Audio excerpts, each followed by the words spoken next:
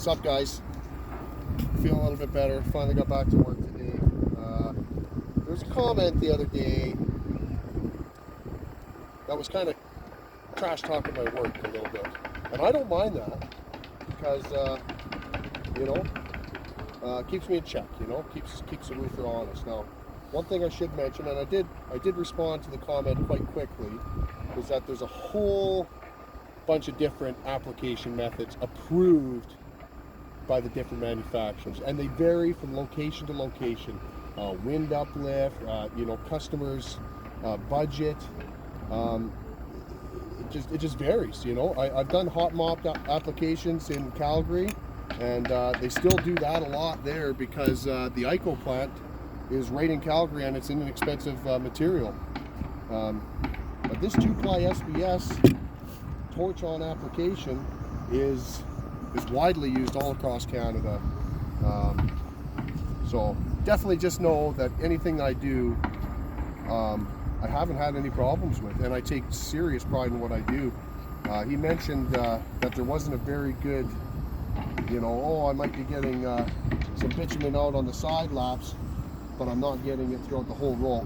Well, I'm going to show you that that's definitely not the case.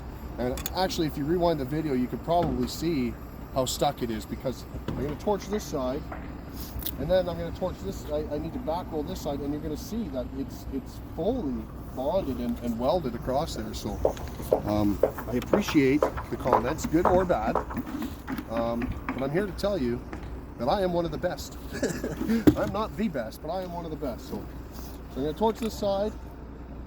You can just see me do it one more time, see how awesome I am, and and then I'm going to torch the other side. I know in Europe or Germany, a bunch of different places where there is roofing, there's tons of different application methods, different tools. Here, as long as I've been roofing, 2-ply SBS, this is how it's done. We use a pole cane, we walk behind the roll, we pull it towards ourselves. We don't use no rollers. And yeah, so here it goes. This one is for you, JR.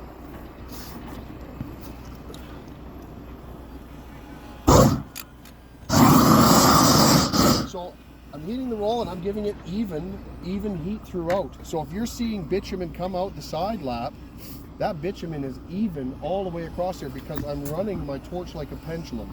It's got even heat throughout the roll. And I'm putting my torch here, so it's burning up and it's burning down, and it is fully welded, fully.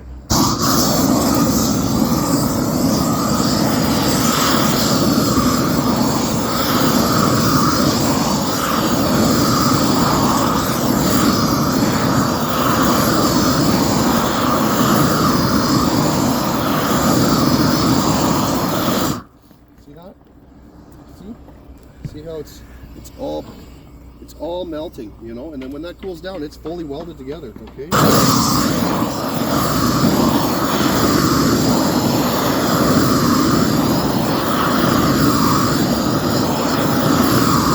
Also pushing down with my cane to give pressure.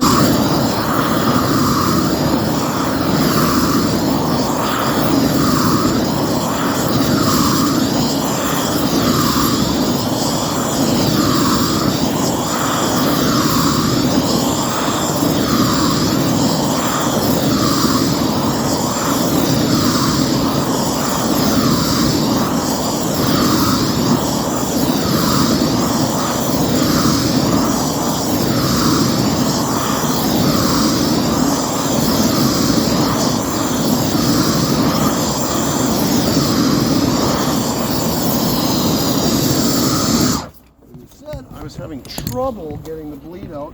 Now that day in particular was very cold, and I was having problems with the pressure, so sometimes it isn't all that easy to get bleed out. Now, a lot of people in this town specifically, Penticton, British Columbia, they go for aesthetics. Now, people don't like the look of bleed out. For whatever reason, some companies, they want you to torch and have no bleed out along the seams, so it looks like a consistent black roof. Now the manufacturer states you should have between 1/8 and 1/4 inch of bleed out everywhere on all seams, here and here. 1/8 to 1/4 bleed out, 1/4 inch. So that's what I strive for. I don't want there to be pools, you know, and sometimes you're right, it doesn't go through there, so I'll stop and I'll make sure that I get bleed out. Now the bleed out, it does two things. I mean, without it, the roof could probably still last a lifetime, 25 years. But having the bleed out there just prevents water from going in the winter and freezing and prying that roof apart, you know. It's just, so having the bleed out definitely makes it better. But it's not a pass or fail. I've worked on jobs that are inspected by approved inspectors, and that's not a pass or fail. So, you know, at the end of the day, I'm not here to talk about which system is the best. You know, I've done EPDM, which is single ply. I've done 2-ply torching, which is my favorite. There's metal roofing. There's tons of different roofing systems. There's Tremco. Some would argue that's great, you know. Hot mop is a great system, you know, especially if you have to install a vapor barrier, insulation. Like I said, in Calgary, we would hot mop the vapor barrier, insulation, sanded base, and then we would just torch the cap. It's a very fast process, but it's dangerous. People don't like the kettles anymore. They're stinky, they're dangerous, they explode. People don't know how to use them properly. And it's much easier to drag a propane bottle and the hose here. It stinks a lot less and it just creates a lot less mess. So I appreciate your comment, but it felt like you're coming at me a little bit, so I'm just trying to give a short rebuttal here, okay? So now I'm going to back roll this and I'm going to show you how good of a bond it truly is, okay? Now this system is almost freaking bulletproof. On top of a 2-ply SBS system, at some places they put gardens on top of this. Like, this is waterproofing, just the same as any, you know, it's better than the old school built-up roofing, the BUR, you know, with the kettle. So look at this. I'm even gonna push it back a little extra far. See that? Fully bonded, okay? You ain't getting through there, you know?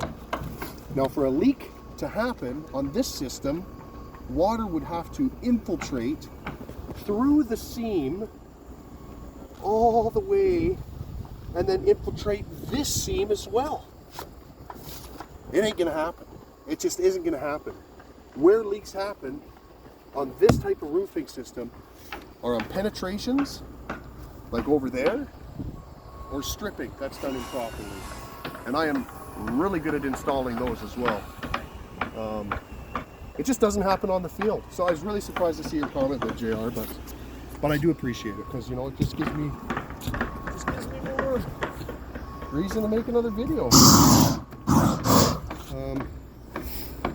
All right, here we go. I'll just torch this other bit, you know. That's how it's done.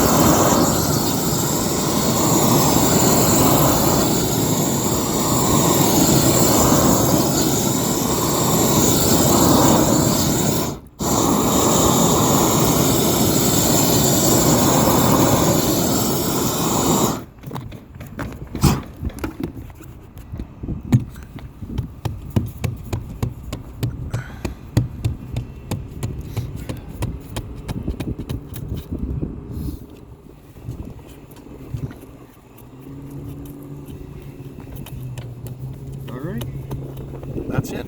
Thanks for watching.